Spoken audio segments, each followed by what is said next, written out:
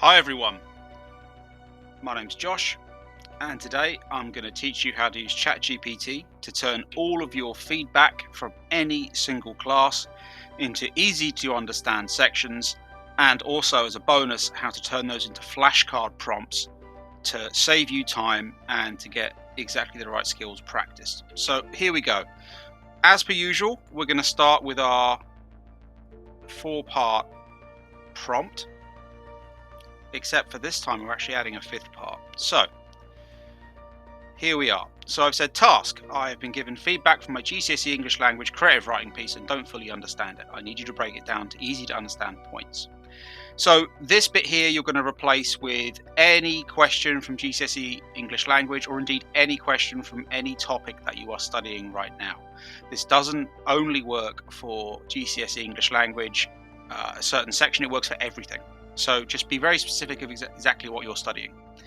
In our do include, we're going to just do the usual things. Make sure you're being clear. You're setting out your what you desire to be your format, how you want to see it. So you can change it to whatever you want. If you like numbered lists, do numbered lists. If you like bullet points, do bullet points. If you just want it as paragraphs, paragraphs. Don't include. You don't want it to go off on one. As you know, ChatGPT likes to try and be extra helpful. In this case, all I want you to do here is just to say, keep it relevant to GCSE English Language, or indeed any topic you're studying. Context, you're just going to remind it you've been given this feedback by your tutor or your teacher, but you don't unnecessarily understand it. Again, you may understand it, but you need to kind of give it a little bit of leeway to be as helpful as it can. The new section is feedback given.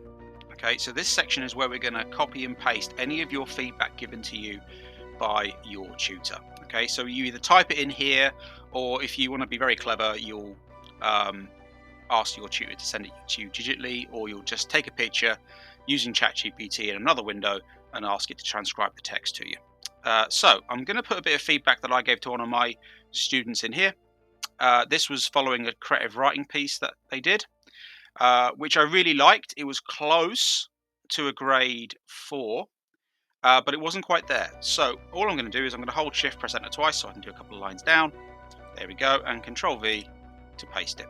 And you can see here's all of my feedback. And it is a lot. And if you're the kind of person that doesn't necessarily do well with large blocks of text, then you want this to be easy to read. So we're going to press Enter now and see what ChatGPT has to say.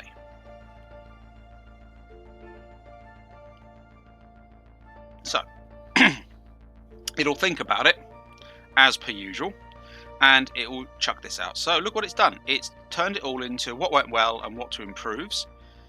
Very useful stuff here, and it's helpful without being too kind, and it's critical without being mean, which is what I quite like. And it explains your scoring and how that worked too. And what I like is nice, concise overall score and next steps. But we're not going to end it there.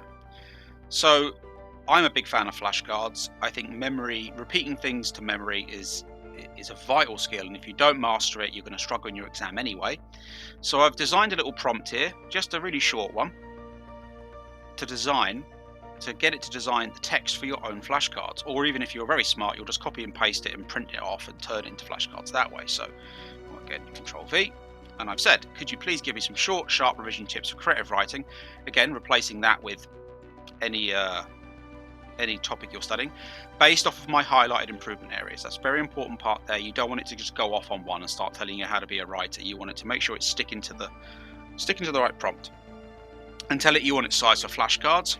You can maybe even give it a few extra points, make it language and structure, but whatever you need to do there. But say, advice and memory aids to help me learn is important, so it knows who you are. So we can press Enter there and see what comes up.